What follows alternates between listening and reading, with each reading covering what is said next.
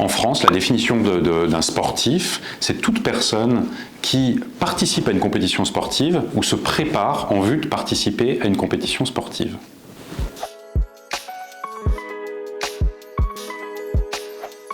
Lorsqu'on est sportif, effectivement, on présente un certain nombre de critères de vulnérabilité vis-à-vis des addictions, pour plusieurs raisons. Pour des raisons environnementales, parce que dans un certain nombre de cas, aujourd'hui encore, l'environnement sportif, qui devrait être un environnement favorable à la santé, est un environnement, en fait, où les incitations aux consommations de substances psychoactives sont importantes, d'une part, et d'autre part, où l'esprit de compétition, la recherche de sensations, peut aussi engager un surrisque d'exposition vis-à-vis des addictions comportementales. Ça, c'est pour la partie environnementale. Ensuite, pour la partie individuelle, il ne faut pas faire de généralité, mais effectivement, dans certains sports,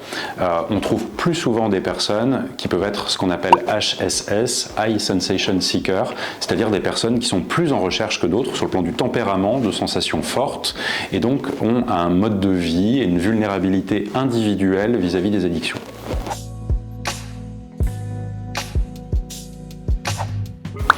La bigorexie,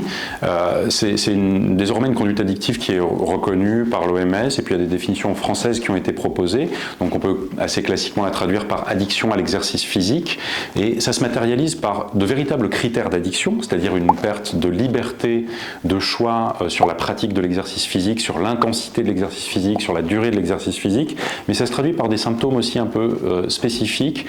puisque ça associe des symptômes à type de troubles du comportement alimentaire, en fait, où au maximum l'alimentation peut devenir non plus un besoin naturel, mais exclusivement quelque chose qui est une récompense à l'exercice physique, et ça s'associe aussi à des éléments parfois de dysmorphophobie, c'est-à-dire de propre perception de son corps qui est en décalage avec la réalité, notamment sur la masse musculaire.